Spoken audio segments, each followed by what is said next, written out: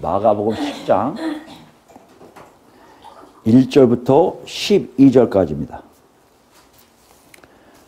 우리 같이 읽겠습니다.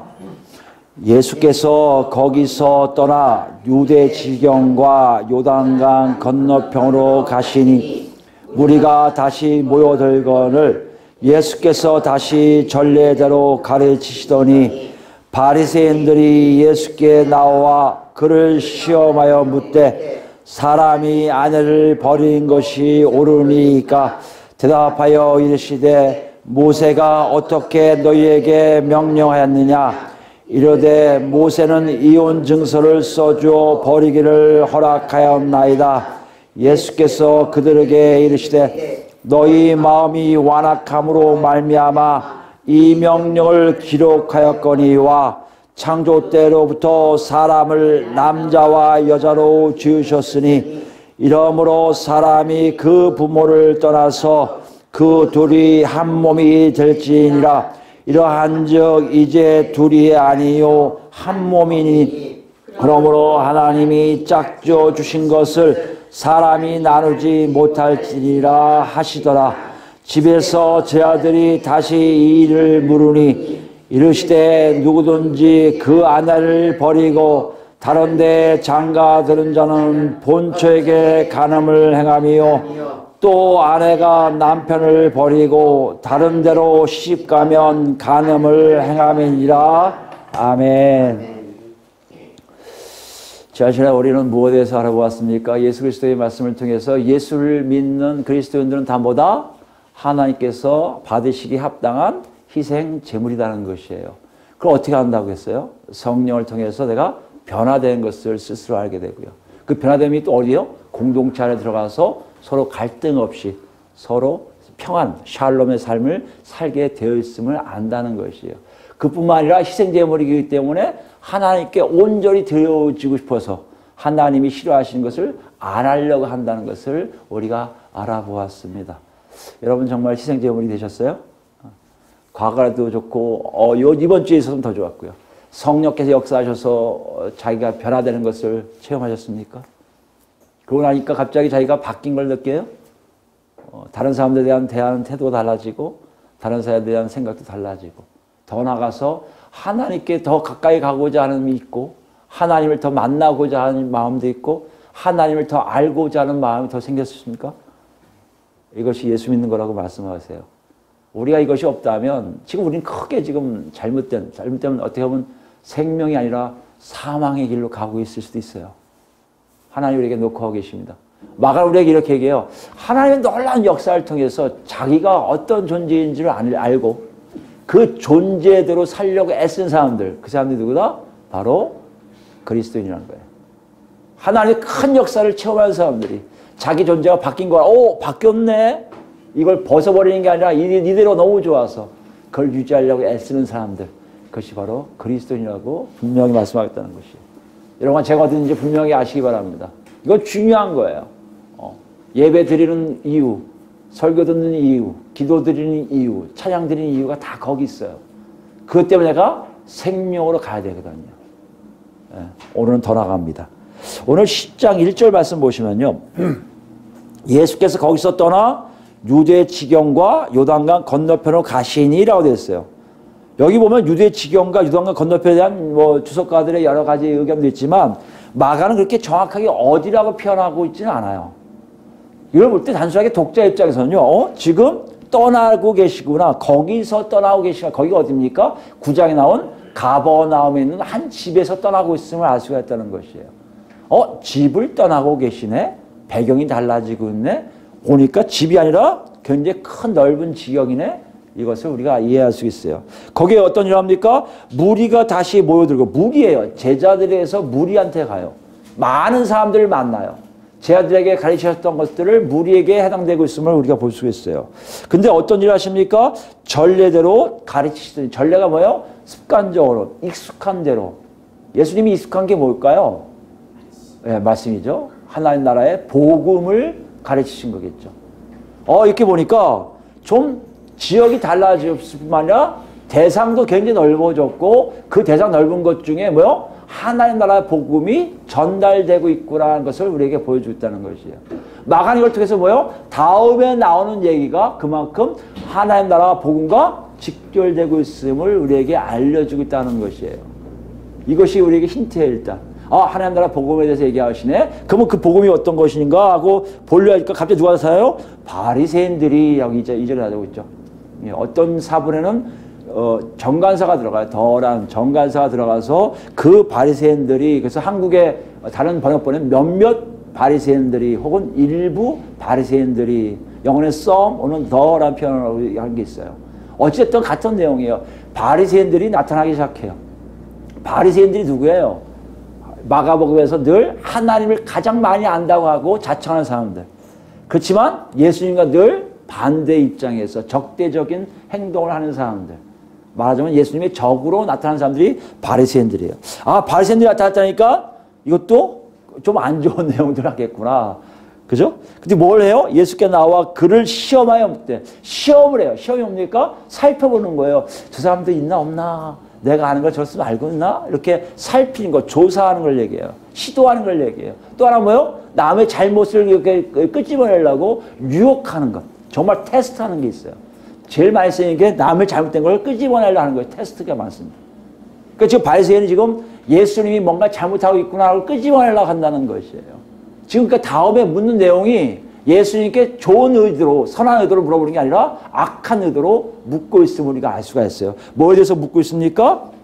사람이라는 것은 정확하게 헬라어는 남자를 얘기해요.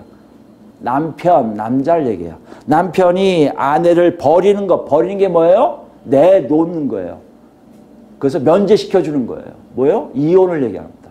결혼 서약을 이렇게 해제시켜 주는 거예요. 이혼을 하는 것이 옳으니까, 옳다는 얘기는 적법합니까? 적당합니까? 적절합니까의 뜻이에요. 여기 보니까 남편이 아내에게 이혼을 하는 것이 옳습니까? 적법합니까? 적절합니까? 물어보고 있다는 것이에요. 이게 왜 시험일까요? 생각하면요. 사실 굉장히 조심스러울 수가 있어요. 이거 내용이 좀 다르거든요. 어디하고요? 마태복음하고 달라요.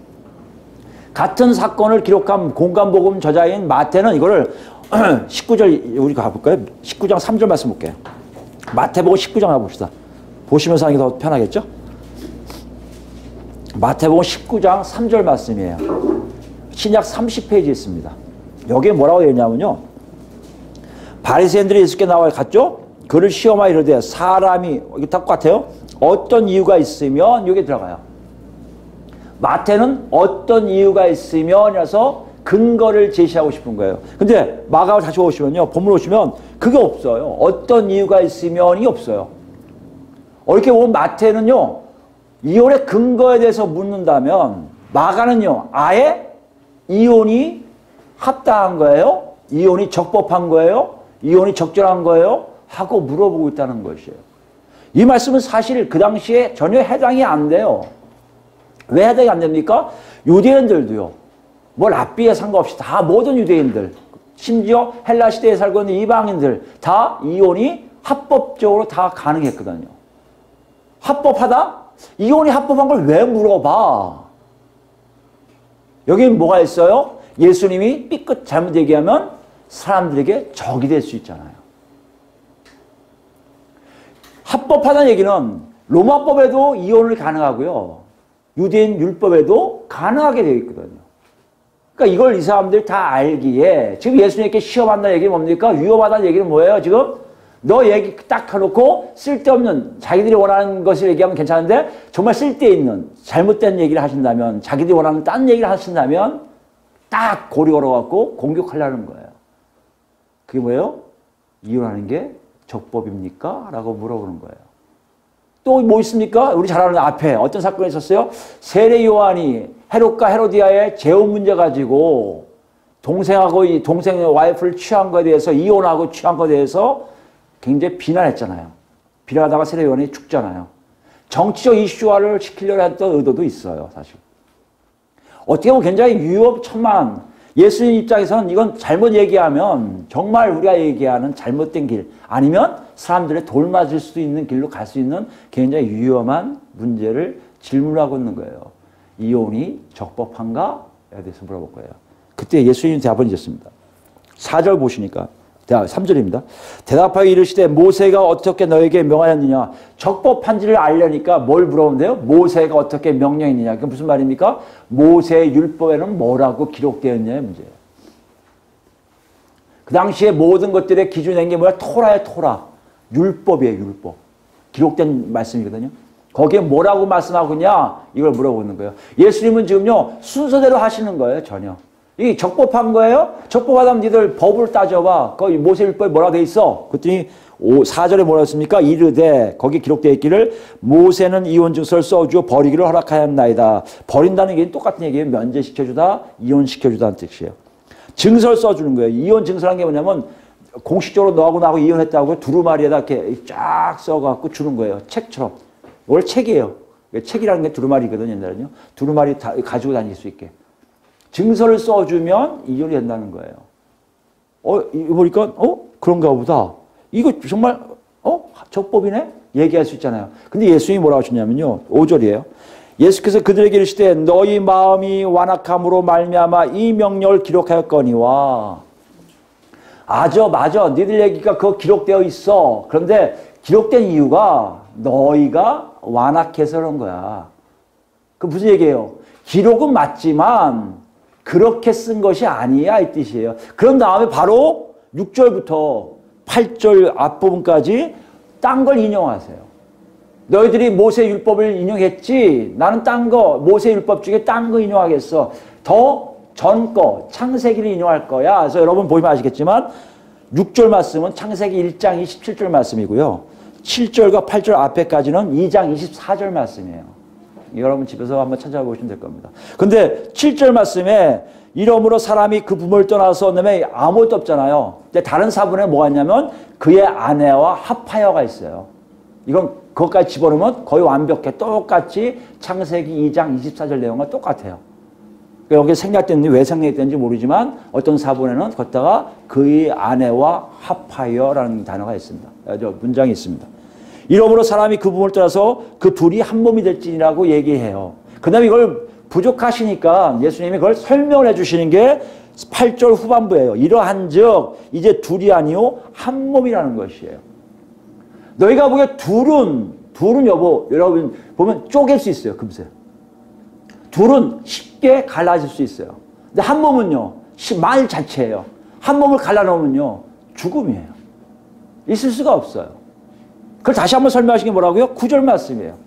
그러므로 하나님이 짝지어 주신 것을 사람이 나누지 못할지니라 하시더라. 이건 무슨 말씀이에요? 이혼이 적법합니까?에 대해서 예수님 지금 뭐라고 말씀하시는 거예요? 이혼을 해야 된다? 아니죠. 이혼은 절대 아니다라고 얘기하시는 거예요. 이 말씀은 사실 여기 모여있는 무리들과 바리새뿐만 아니라 무리들, 옆에 있는 제자들도 아마 놀랐을 거예요. 그래서 10절에 보면 제자들이 와서 물어보는 거예요. 가서 이게 뭔 뜻이에요 대체? 왜 그렇게 얘기했어요? 이렇게 얘기하는 거예요. 지금 이 상황이 예수님은 다 모르셨을까요? 알고 계세요. 그런데 그냥 그렇게 얘기하시는 거예요. 이혼하면 안 돼. 그거 하나님 뜻 아니야. 적법? 아니야. 그거 하나님 뜻 아니야. 니들 잘못 알고 있는 거. 그거 하면 안 돼. 다들 멘붕이죠. 이건 있을 수 없는 일이죠. 대치고 왜 이러시나? 이렇게 생각할 수 있어요. 다들 오케이 하는데 왜 예수님 그렇게 얘기하세요? 아니 율법에 기록되어 있는데 창세기만 율법이 아니잖아요. 더 모세가 얘기한 게 율법이잖아요. 그러면 모세가 기록되어 있는데 왜 모세 율법도 믿지 않으세요? 지금 이렇게 예수님에게 반박할 수가 있어요. 아니면 하나님이 이렇다 저렇다 왔다 갔다 하시는 분이세요? 반박할 수가 있는 거예요. 마가도 분명히 이걸 처음에 접했을 때 아마 그랬을 거예요. 근데 마가가 이걸 기록해요. 베드로를 통해서 이걸 들으면서 베드로도 아마 이랬을 거예요. 우리 선생님이 약간 이상해졌네. 왜 저렇게 얘기하시지? 이혼을 왜 아니라고 하시지? 법에도 있는데. 그다가 안 거예요. 어떤 놀라운 사실 하나 안 거예요. 이렇구나. 그걸 마가한테 얘기한 거고 마가가 독자들에게 전해주고 있다는 것이에요. 마가는 오늘 이혼에 대해서 이렇게 얘기하면서 하나님의 뜻, 하나님이 증거하고 싶으신 말씀, 예수님의 답변을 통해서 뭔가를 알려주고자 기록하고 있다는 거예요. 우리가 그렇게 보면 알 수 있는 것이 바리새인들의 질문과 예수님의 답변이 오고 가야 되는데 그리고 바리새인들 반응이라든지 제자들의 반응에 대해서 예수님이 뭔가 얘기해 주신 게 있어야 되는데 그런 것이 하나도 없고요. 오직 예수님의 답변만 그냥 쭉 쓴 기록한 다음에 끝내버렸어요. 이건 뭐냐? 제자들이 깨달을 때 그 답변 중에 답이 다 있다는 것이에요. 그러니까 우리도 그걸 캐내야죠. 어렵지만. 초대교회 교인들은 쉬웠을 거예요. 가서 이거 무슨 뜻이에요? 그러면 설명해 주셨을 거예요. 우리는 그게 안 되니까 뭐요? 마가가 기록한 문맥 안에서 그것을 해결해 나가야죠. 어디부터 봐야 될까요? 무슨 의미가 있을까요? 이 얘기는 뭘까요? 이혼은 절대 안 돼! 이것이 독자들에게, 그 당시 제자들에게, 그리고 우리에게는 어떤 의미가 될지 우리 정확하게 한번 이해해 봅시다. 먼저 여기에서는 4절 가보시면요. 모세는 이혼증서를 써주어 버리기를 허락하였나이다 라고 이들은 당당하게 자신감 넘치게 얘기해요. 이게 어디 있냐면요. 여러분 실제로 있어요. 신명기 보실까요? 신명기 24장이에요. 신명기 24장. 24장 보시면요. 1절부터입니다. 24장 1절에 사람이 아내를 맞이하여 데려온 후에 결혼한 후라는 얘기죠. 그에게 수치되는 일이 있음을 발견하고 아내에게 수치되는 일 그것이 있으며 어떠하는 얘기예요? 그를 기뻐하지 아니하면 이혼증서를 써서 여기요 이혼증서 쓰라고 되어 있잖아요. 모세가 말하는 거예요. 그의 손에 주고 그를 자기 집에서 내보낼 것이요. 여기 보니까 수치가 보이면 내보낼 수가 있구나 이렇게 있어요. 이 당시에 이 바리새인들은 그러면 내보낼 수 있네 하고 자신감 있게 얘기한 거예요. 근데 무슨 말을 하냐면 이 사람 또 있습니다. 3절 보시면요. 그를 미워하는 것도 나와요. 아내를 미워하고 수치를 발견하면 내보낼 수 있구나. 이혼증서만 써주면 되는구나. 이것이 유대인 그대 시대까지 쭉 내려온 전통이에요. 아내에게 남편이 너 이혼증서야 나가. 그럼 나갈 수가 있다는 것이에요. 근데 늘 조심스럽게 접근하는 거예요. 바리새인들은. 어떻게 접근하냐면요. 분명히 이혼증서를 내라는 것은 확실한데 어떤 경우라는 거예요. 그게 모세가 뭐라고 했습니까? 그에게 수치되는 일이라고 되어 있어요. 이 수치되는 일이 뭐예요? 이거에 갖고 연구하기 시작한 거예요. 이게 뭔지를 모르니까 정확하게. 그래서 이거 갖고 싸워요. 그 당시에 유대인들, 바리새인들이 예수님 당시에. 보수파인 샴마이라는 사람들이 있어요. 샴마이 학파였거든요. 거기서는 이걸 간통으로만 여겨요. 간음. 다른 남자하고의 상대. 그것만 얘기해요. 그런 경우는 이혼증서를 써줄 수 있다 얘기를 해요. 근데 저 진보적인 힐렐이라는 사람인데 힐렐파 학파에서는 이걸 좀 더 달리 표현하기 시작해요. 수치는 여러 가지 있다. 우리가 칠거지약 같은 게 있잖아요. 그죠? 밥 태워도 내쫓을 수가 있어요.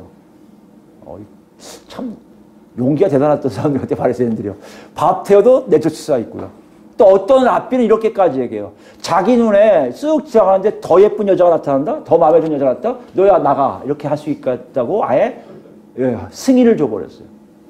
그러니까 이혼증서가 그런 식으로 막 다닌 거예요.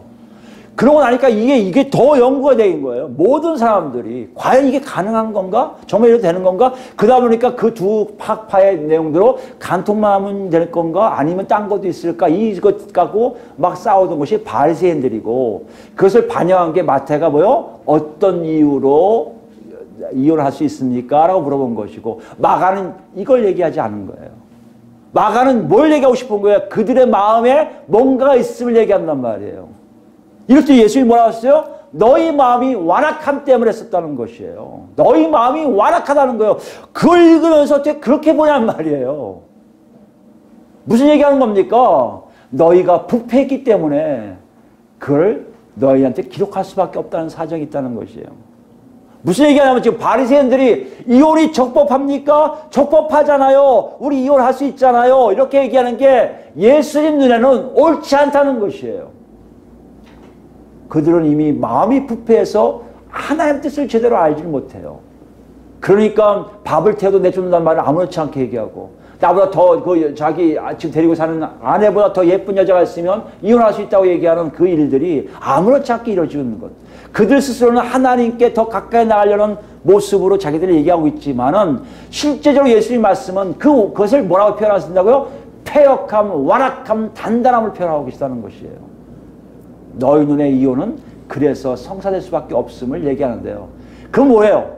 정말 하나님 뜻을 아는 사람들은요, 이 내용을 읽으면 그런 게 안 보일 거란 얘기예요. 다른 것이 보일 거란 얘기예요. 여러분, 우리 테스트 하는 거예요, 좀요, 제가 여러분과 저를 테스트 하는 거예요. 24장 1절부터 4절 다시 보겠습니다. 뭐에 대해서 얘기하는지 한번 보세요. 그걸 얘기하는 건지, 딴 걸 얘기하는 건지. 심각하게 보셔야 됩니다.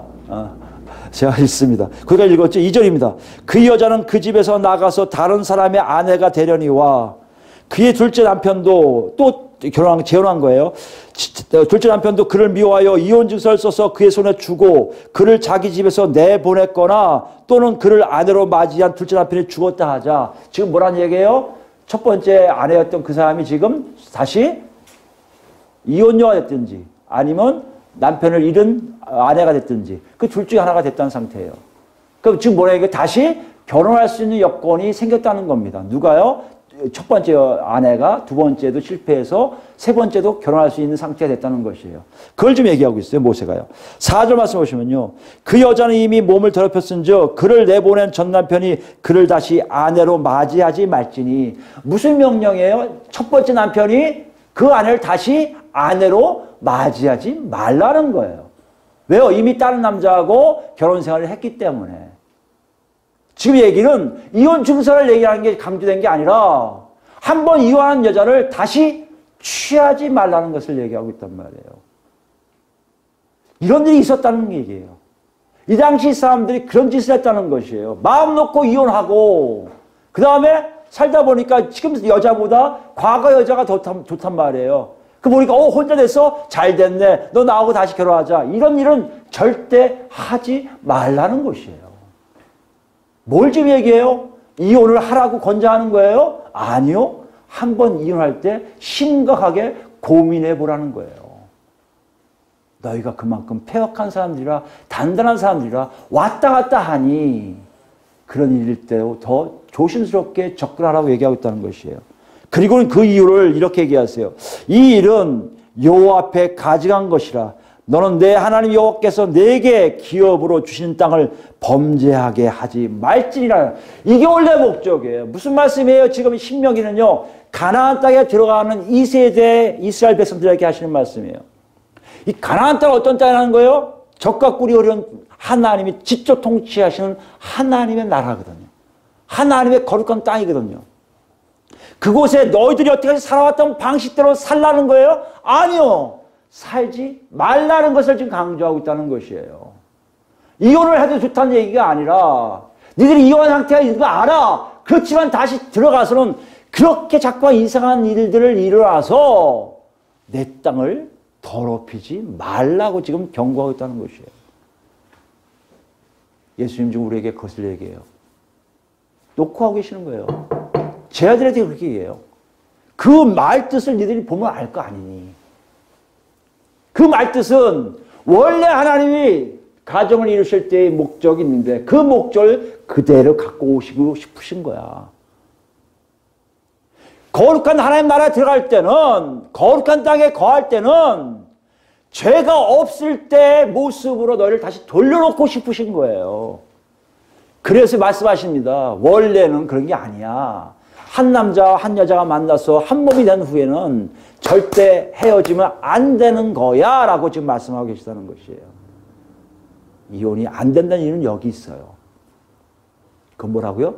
하나님 나라가 거룩한 것이기 때문에, 하나님 나라가 놀라운 것이기 때문에, 그렇기 때문에 이혼을 하면 안 된다고 되어 있다는 것이에요. 이걸 그들이 한 번만 했으면 이거 신명기 하나 갖고 어떻게 이해가 돼요? 그럼 저 하나님 너무했어요. 이럴까봐 하나님이 신기하게도요. 이 내용을 그대로 옮겨서 말라기에다가 심어놓으셨어요. 말라기 가볼까요? 말라기 2장이에요. 말라기는 마태복음 바로 앞에 있는 책입니다. 구약 맨 마지막이에요. 13절부터 볼까요? 너희가 이런 일도 행하나니 곧 눈물과 울음과 탄식으로 여호와의 제단을 가리게 하는도다. 너희가 누구예요? 유다 백성들에 대해서 얘기하는 거예요. 유다 백성들이 여기 유다 백성들 누구예요? 포로로 끌려갔다가 다시 유대 땅으로 돌아온 사람들 얘기해요.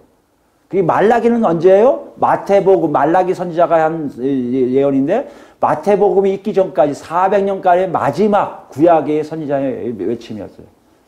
그러니까 유다 백성들이 그렇게 살았던 거예요. 말라기 1328페이지 있습니다. 말라기 2장. 네. 됐나요? 2장, 말라기 2장. 예. 13절부터입니다. 제단을 가리게 하신도다. 그들 내에 눈물이 있고 울음이 있고 탄식으로 여호와의 제단을 가리게 해요. 그러므로 여호와께서는 다시 너희의 보물을 돌아보지도 아니하시며 그것을 너희 손에 기꺼이 받지도 아니하시거늘. 그러니까 안 받으세요. 이건 이사야에서 얘기하신 건 똑같아요. 죄가 있으면 제물을 받지 아니하세요. 희생제물에 죄가 있고 있으면 안 받으세요. 더러워지면 안 받으세요.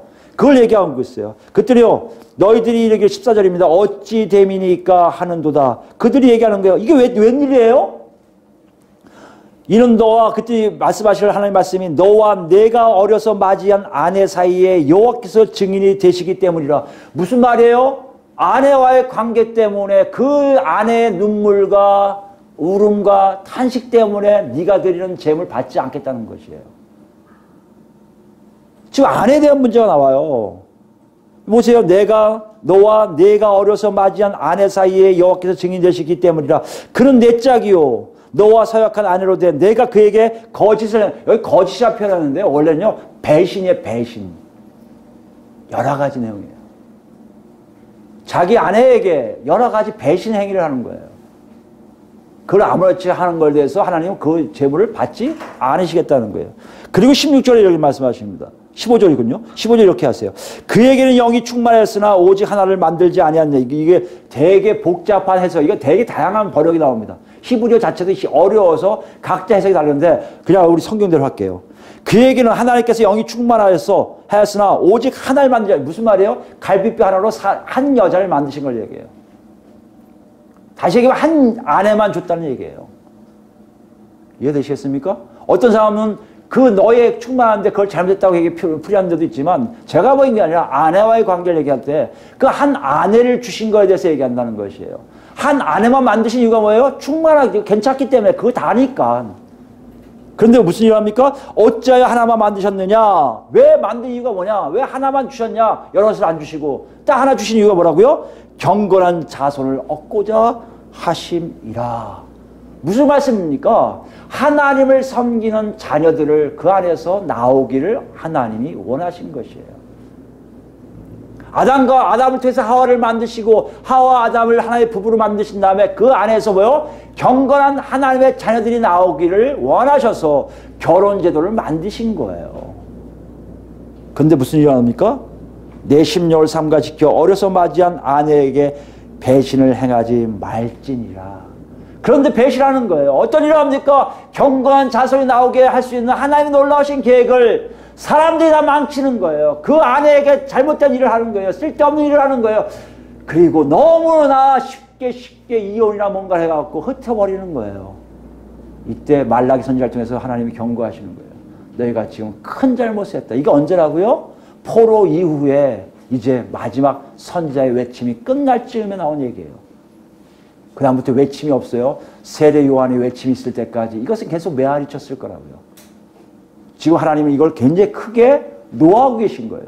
어떻게 아내에게 네가 배신 행위를 할 수 있느냐. 그 다음에 16절이에요. 이스라엘의 하나님 여호와가 이르노니 나는 이혼하는 것과 옷으로 학대를 가리는 자를 어떻게 한다고요? 미워하노라. 분명하게 하나님이 선지자를 통해서 이혼을 싫어하심을 선포하세요. 왜 하지 말아야 한다고요? 이혼하면 안 돼요. 왜요? 하나님의 경건한 자손들이 나오지 않기 때문이라는 것이에요. 여러분 이것을 보면 우리 삶 속에서 정말 이혼하면 안 되는 거구나 하고 알 수 있을 거 아니에요. 이걸 알면은 하나님의 백성들은 그러면 안 되겠구나 생각할 거 아니에요. 그런데 사실 따져보면요. 어디 그래요? 우리 현실로 보면요. 이런 얘기를 아무리 많이 들어도 실제적으로 우리 삶 속에 이 말씀에 순종하는 경우가 거의 없음을 봐요. 그 대표적 케이스가 이제 교회 안에 이혼에 대한 설교하는 것이 목사 입에서 나오는 것들이 다 없어졌어요. 그럴 수밖에 없는 게 너무 많아요. 너무 많으니까 물론 나는 안 했지 해도 그 가족들에 뭐 있어요. 저희 가정에도 있어요. 없는 게 없어요. 다 있어요. 그러니까 이 아예 함구하자. 이거 넘어가는 경우가 참 많이 있습니다. 여기 독자들 어땠을까요? 이 독자들은 됐을 거란 말이에요. 그 당시에는요, 이 헬라 시대에는요, 남자가, 유대인들은 남자만 이혼할 수 있는 권한이 있는데요, 헬라 시대에는요, 아내들까지도 권한이 있어요. 그게 헤로디아가 자기가 이혼하고, 헤롯하고 결혼한 거예요. 마음 놓고 해요, 마음 놓고. 그러니까 지금 예수 믿고 있는 사람들 내에도 이혼한 사람도 꽤 있을 거란 말이에요. 거기에 자기들이, 어떻게 하는 얘기야, 그러면 나는 이혼했는데. 어떻게 하는 얘기지? 하나님 뜻에 어긋난 거네? 고백할 수 있다는 것이에요. 그런데 신기한 게 뭔지 아십니까? 그럼에도 불구하고도 이런 메시지가 나의 안에 하나님의 말씀으로 오지 않을 때가 있다는 것이에요. 그 정도 가지고 했다고 뭐 부모 못 받아? 지나면 되지 뭐. 문제 안 돼. 이런 경우가 참 많이 있다는 것이에요. 그런데 오늘 예수님은 그렇잖아요. 너희들의 생각도 이거는 전혀 그렇게 할 수 없다는 것이에요. 그럼 어떻게 하는 얘기예요? 오랜만에 말도 배째라는 얘기입니까? 지금 당장 죽으라는 얘기예요? 당장 뭘 해라는 얘기예요? 지금 우리가 질문할 수 있어요. 여러분 어떻게 생각하세요? 우리 삶 속에 정말 어떻게 해야 됩니까? 하나님 뜻을 따라야 되지 않습니까? 그럼 어떻게 해야 돼요, 여러분? 그래서 말씀하신 것을 다시 본문으로 오세요. 예수님이 말씀하신 결정적인 것을 우리에게 알려주신다는 것이에요. 9절 말씀이에요. 예수님은 지금 뭐에 대해서 얘기하셨냐면 우리가 착각하고 있는 게 이걸 하지 말라는 거예요. 자꾸 이걸에 대해서 물어봐요. 바리새인들 통해 똑같이. 이걸 하라는 거야? 하지 말라는 거야? 안 한다고? 이걸 안 하면 되지 뭐. 이렇게 생각하는데 예수님은 그런 관점 아니에요. 여러분 보세요. 예수님이 지금 이혼하지 말라는 거 얘기하세요? 아니요. 지금 뭐에 대해서 관점을 주고 계세요? 더 중점을 주세요. 결혼이 뭔지에 더 중점을 두세요. 결혼이 뭔지에 대해서 얘기하세요. 이게 왜 중요하냐면요. 이거에 대한 힌트를 주신 게 9절 말씀이에요. 하나님이 짝져 주신 것을 돼 있어요. 이혼이 절대 안 된다는 것은 누구에게 해당된다고요? 하나님이 짝지어 준 사람들 얘기해요. 그럼 내가 이혼한 거지 뭐예요? 하나님이 짝지어 주신지 아는 대로 내 마음대로 살았구나 하는 것을 깨달으라는 얘기예요. 하나님의 뜻을 구하지 않고 결혼했다는 것이에요. 하나님께 나아가지 않고 물어보지도 않고 결혼했다는 것이에요. 그리고 자기도 하다 보니 하나님의 역사가 어떻게 해서 분명 우리 바울도 얘기하잖아요. 나 이혼하고 싶어. 그럼 이혼하라. 그러나 참아보라. 하나님의 뜻이 있지 않냐. 이런 식으로 얘기가 두리뭉실 넘어간 게 있잖아요. 그래서 꼭 마치 이혼해도 된다고 생각하는 사람들이 많이 있을 거예요. 그러나 예수님이 그렇게 얘기하느냐 하세요. 너희가 물어보라는 거예요. 하나님 뜻대로 했느냐를 물어보는 거예요. 지금요. 이혼을 물어볼 게 아니라 네가 하나님 뜻 안에서 상대방을 만났느냐를 물어보고 있다는 것이에요. 이게 왜 어떻게 이기느냐입니까? 이 시작이 굉장히 무서운 얘기인데 우리 창세기 6장 가봅시다. 1절 말씀이에요. 6장 1절부터 보겠습니다. 사람이 땅 위에 맨 앞에 6페이지 있습니다. 6페이지나 7페이지예요. 창세기 6장 1절부터입니다. 사람이 땅 위에 번성하기 시작할 때에 그들에게서 딸들이 나니 사람이 땅 위에 번성하기 시작할 때 이때 보면요. 약간 그 죄진 자들의 모습, 땅이라는 개념이 하나님과의 관계가 없는 사람들 얘기할 수가 있어요. 땅의 개념이 그렇습니다. 비유적으로 얘기하고 있어요. 거기 딸들이 나와요. 하나님의 아들들, 하나님과 관계된 사람들 얘기합니다. 아들들이 사람의 딸들의 아름다움을 보고 자기들이 하나님의 아들들인데요. 자기들이 좋아하는 모든 여자를 뭘 삼아요? 아내로 삼아요. 이게 가장 비극적인 결혼이 파괴되는 장면들이 하나예요. 하나님의 아들들이 점점 자기 눈에 좋은 사람을 자기 아내로 삼기 시작해요. 자기 기준을 두고 자기 뜻대로 하고 싶은 게 있다는 얘기예요. 하나님 뜻대로 짝지어 주신 것이 아니라 하나님 짝지어 준 게 아니라 인간 스스로가 짝을 자기 멋대로 짓기 시작한다는 얘기예요. 무엇을 얘기합니까 여러분? 죄가 없을 때는요. 아담에게 하와를 만들어 주시잖아요. 그럼 자손들이 나올 거 아니에요. 그럼 하나님이 자연스럽게 짝을 맺어주신단 말이에요. 왜요? 경건한 자손들이 계속 나오게 하기 위해서. 하나님과 관계된 자손들이 나오게 하기 위해서 하나님이 그런 일을 하게 됐는데 죄가 들어오니 깨지기 시작한 게 가정인데 그 가족의 대표적인 것이 결혼의 시작이 자기 눈에 좋아하는 여자를 남자들이 선택하기 시작했다는 것이에요. 누가요? 하나님을 좋아한다는 사람들이, 하나님께 맺겠다는 사람들이 그런 일들을 하기 시작해서 타락하기 시작한다는 것이에요. 3절입니다. 여호와께서 이르시되 나의 영이 영원히 사람과 함께하지 아니하니. 그러니까 어때요? 하나님의 영이 영원히 사람과 함께하지 않아요. 무슨 말입니까? 하나님의 뜻을 점점 사람들이 몰라가기 시작해요. 이거 굉장히 중요한 의미가 있어요. 점점 더 사람들이 자기 뜻대로 자기 배우자를 선택할 수 있는 것처럼 여겨지게 되어 있다는 것이에요. 하나님께 물어봐도 대답이 없으세요. 옛날 이때만 해도 분명히 있으셨을 거예요. 하나님이 알려주셨을 거예요. 아무개야 그런 거 하지 마. 아예 안 할게요. 안 할게요. 안 할게요. 돌아갔을 거예요. 누구 만나야 돼? 저 여자가 네 짝이야. 어유 감사합니다 하나님. 이거 하실 텐데 그런 게 하나도 없어지는 거예요. 모든 인류들이 다 여기에 빠지기 시작해요. 왜요? 하나님 영이 그 안에 안 계시니까 하나님께 물을 수 있는 힘도 없을 뿐더러 하나님과 함께 가는 것들이 전혀 사라지기 시작한다는 것이에요. 이는 그들의 육신이 됨이라. 그러나 그들의 날은 120년이 되리라 하시니라. 당시의 땅에는 네피림이가 인물이에요. 영웅이에요. 있었고 그 위에도 하나님의 아들들이 사람의 딸들에게로 들어가 자식을 낳았으니 그들은 용사라 고대의 명석이 있는 사람들이었더라. 그러므로 점점 우리가 알고 있는 영웅들이 나오기 시작했고 그 영웅에 의해서 모든 것들이 다스려지는 시스템들이 막 신화로 역사로 나오기 시작한 거예요. 그러니까 사람들은 그렇게 만들어내는 거예요. 좋은 사람 만나서 좋은 훌륭한 용사 만드는데요. 이 사람들이 하나님의 건강한 자손인가요? 그렇지가 않아요. 여러분 지금 우리 시대를 보면요. 우리도 모르게 좋아하는 배필을 만나서 살아요. 물론 그것이 잘못됐다 잘됐다 우리 알 수 없어요. 그러나 하나님은 아세요. 정확하게 아세요. 잘못된 짝도 분명히 있을 거예요. 그러다 이혼도 할 수 있을 겁니다. 그런데 문제는 뭐예요? 자녀들에게 미친 영향들이에요. 자녀들이 제대로 성장하지 못해요. 자녀들이 피해를 받아요. 그들이 성장에 똑같이 그런 부모와 같이 자기 멋대로 살다가 똑같은 자녀를 낳으면 이 땅은요 영웅을 위해서 사는 것이 아니라 그들 스스로가 더 타락하고 타락할 수밖에 없는 상황으로 가게 되어 있다는 것이에요. 그들 중에 잘된 사람 있으면 그렇게 키우려고만 해요. 공부 잘해서 어떻게 하는데 막 과외시키고 해서 우리도 해야 돼. 이것이 지금 현실 아닙니까? 이혼 가지고 얘기하시는 것 같지만 우리 전체 사회 구조를 다 지금 예수님이 말씀하시는 거예요. 너희가 어떻게 살고 있는지 보라는 거예요. 그 하나를 위해서 잘된 영웅을 낳기 위해서 좋은 사람들끼리 만나야 돼. 족보 줘야 되고 피 줘야 되고 가문 줘야 되고 돈 좀 있어야 되고 건강해야 되고 이런 문제로 살다 그렇게 영웅이 나오면 또 그렇게 배출하려고 할 거 아니에요. 여러분 이 시스템을 여러분 아셔야 돼요. 가족이 그렇게 중요해요. 가정이 중요해요. 그 시작은 결혼인데 결혼에 하나님이 짝지어주는 상황이 아니라 내가 원해서 내 마음대로 짝지어서 살게 되는 것들 때문에 비극이 시작됨을 얘기해요. 5절입니다.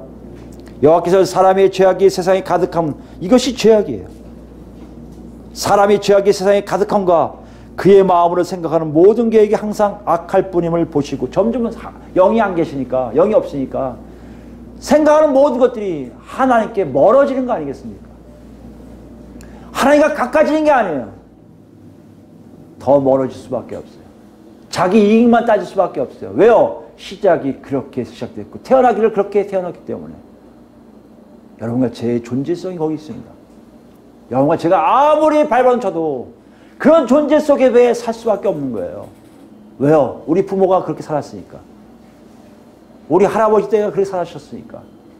우리 때가 또 그렇게 살았으니까. 그 내려옴이 우리에게 있을 수밖에 없어요. 그런데 문제가 뭔지 아십니까? 하나님이 우리 삶 속에 개입하기 시작했다는 것이에요. 이걸 알라는 거예요. 예수의 말씀은 거기에 있는 거예요. 너희가 지금 이혼했지 이 나쁜들 왜 이혼했어? 이게 아니라 그걸 알라는 거예요. 너희가 그렇게 살아온 걸 알겠냐고 물어보고 있는 거예요, 지금요. 하나님이 짝지어줬는데 너를 그런 정말 하나님 짝지어준 걸 했냐? 네 마음대로 짝지어봤느냐? 하나님 제 마음대로 했습니다. 알라는 것이에요. 6절입니다.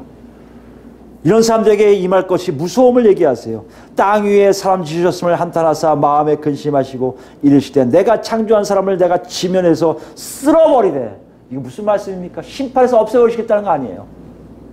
당신이 만드신 사람을 없애버리시겠다는 거예요. 뭐 때문에요? 시작부터 잘못됐기 때문에. 어떤 시작이요? 하나님 뜻 없이 자기 멋대로 살고 있는 많은 사람들의 일들 때문에. 사람으로부터 가축과 기는 것과 공중의 새까지 그리하리라. 이는 내가 그것들을 지었음을 한탄함이니라 하시니라. 하나님이 그들의 삶의 모습을 보고 한탄하시는 거예요. 어쩌면 내가 만들어놓은 나한테 한 번도 물어보지 않고 자기 멋대로 살고 있니? 어쩜 지 마음대로 거기서 용사 만들어낸다고 신나고 또 좋다고 할 수 있니? 나한테도 다 쓸어버릴 거야. 계획하신 거예요. 그게 노아의 홍수 심판인데요. 문제는요, 8절이에요. 그러나 노아는 여호와께 은혜를 입었더라. 노아는요, 하나님을 아는 사람이 됐어요. 하나님을 만난 사람 됐어요. 어떻게 일어납니까? 노아는요, 하나님 뜻대로 살기 시작해요. 그때 비도 안 왔던 때인데 방주를 만들려니까 방주를 만들어요. 몇백 년이에요? 정확하게 안 나오는데 모르겠네. 하여튼 그 기간 동안, 긴 기간 동안에 120년 가까이 될 거예요. 120년이니까 모르겠습니다. 나중에 정정하세요. 그 이후로 우리가 순종함이 나와요. 노아의 가족들이 순종하는 이유는 딱 한 가지예요. 하나님이 하라고 하시니까 그렇게 한 거예요. 그 가족만 살아남는 것이 창세기 7장부터 나오고 있습니다. 오늘 본문 이것을 얘기해요. 예수님이 이렇게 말씀하시는 거예요. 너의 과거 삶을 내가 다 알아. 그것을 너에게 문책하고 싶은 것이 아니야. 너희가 이혼할 수 있는 거 알아. 그런 상황일 수밖에 없어. 너희들이 좋아하는 여자를 너희들이 싫어한다고 이혼할 수밖에 없는 거 당연한 거 아니야. 그런데 하나님의 뜻은 그게 아니야. 너희가 진정 은혜를 받았고 하나님을 안다면 너는 하나님 나라에 들어온 것이고 하나님 나라에 들어온 그 하나님 나라는 거룩한 곳이거든. 네가 바뀌어야 돼. 그렇게 살면 안 돼. 이제는 그 방식대로 살면 안 돼. 네가 좋아한다고 선택하면 안 돼. 하나님 뜻에 따라 만난 사람들을 만나야 돼. 하나님 뜻에 따라 견고한 자손들이 나와야 돼. 이것이 바로 이혼이 안 된다는 하나님의 놀라운 선언이라는 것이에요. 그러면 이혼은 안 돼요. 그러면 이혼은요, 끔찍한 결과를 나타나요. 그럼 하나님이 싫어하세요. 하나님이 진노하세요. 여러분, 무엇을 얘기하는지 우리는 압니다. 우리 삶 속에 역사했던 모습들을 다 우리 알아요. 그럼 여러분, 성령을 통해서 거듭난 후의 모습을 보세요. 이건 지난 시간과 연결되는 거예요. 문맥이 연결되는 거예요. 갑자기 생뚱맞게 왜 이혼 얘기가 나오지? 이혼 얘기? 그럴 수도 있지 뭐. 아니에요. 연결돼야 돼요. 뭐에 대한 연결이에요? 너희 다 예수 믿었으면 희생제물이 될 텐데. 그런 것이 있어? 예수를 만나니까? 하나님께 가까이니까 들어온 게 있네. 이거 어떻게 하나님? 하지 말라는 거예요. 그 시간부터 안 하면 되잖아요. 어떻게 하래요? 과거에 내 맘대로 했다면 그 시간부터 하나님 뜻대로 해야죠. 하나님께 구해야죠. 아니 그럼 이게 많은 거 다 어떻게 수습해요? 하나님이 하세요. 하나님 방법대로 하세요. 여러분 방법대로 하지 마세요.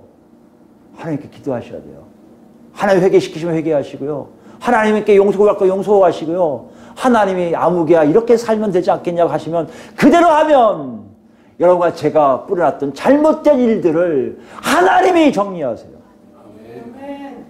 그 일을 우리에게 맛보게 하시기 위해서 지금 말씀하시는 거예요. 여러분, 제가 희생제물을 느끼십니까? 아십니까? 그러면 아마 보일 거예요. 점차 하나씩. 아이고 더럽네. 아이고 더럽네. 그 일을 누구한테 한다고요? 하나님께 맡겨 나아갈 때 하나님 우리를 통해서 하나님의 거룩함, 하나님의 영광, 하나님의 역사가 나타나기 시작하는 거예요. 오늘 본문에서 우리가 이렇게 질문하고 있어요. 정말 네가 하나님을 만났니?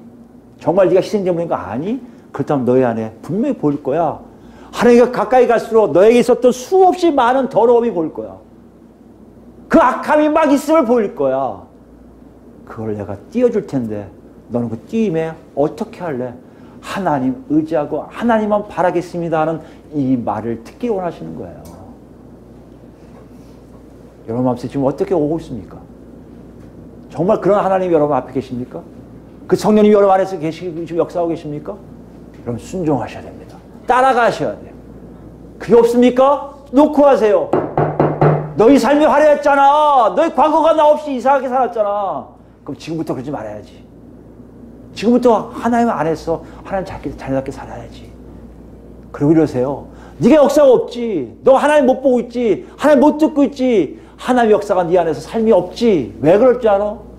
아까 말라기서 얘기했듯이 내가 희생제물로 온전히 살지 않기에 그런 역사가 지금 눈에 없는 거라고 말씀하신다는 것이에요. 다음 시간에 좀 더 나을 텐데 여러분 한번 생각해 보세요. 우리가 어떤 존재인지 알 거예요.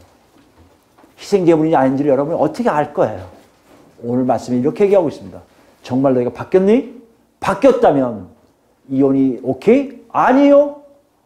하나님이 짝맺은 자로 어떻게 이혼시킬 수 있습니까? 아닙니다. 단 제가 지금부터 하나님 뜻을 구하며 하나님 뜻대로 살겠습니다. 이 고백이 우리 안에 있어야 한다는 것이에요. 이 고백할 때 하나님 어떻게 하신다고요? 싹 와서 여러분과 저를 희생제물로 받아주신다고 지금 말씀하고 계시다는 것이에요. 뭘 택하실래요? 어디 가실 거예요? 아직 못 받았다고요? 놓고 하시는 소리 들으세요. 바로 앞에 계세요. 문을 여세요. 그 하나님을 만나세요. 그 예수를 만나세요. 그 성령님을 체험하세요. 체험했습니까? 정신 바짝 차리세요. 과거 것이 여러분이 확 휩싸일 수 있어요. 아직도 과거 거 있어서 내가 그것이 당연히 그것이 내 거는 착각할 수 있어요. 아니요. 과거 것은 하나님 뜻이 아닌 게 많아요. 버리셔야 돼요. 어떻게 버린다고요? 여러분이 안 돼요. 성령을 쫓아 하루하루 살아갈 때 여러분 속에서 정말 하나님의 역사하심이 눈앞에 보여질 겁니다. 여기 모인 우리 식구들, 저는 정말 그래요. 한 사람도 빠짐없이 그 놀라운 은혜를 다 체험해서 하나님께 영광 드리고 하나님 나라에 가서 정말 영원토록 생명 가운데 사는 우리가 되기를 예수 그리스도로 축원드립니다. 아멘.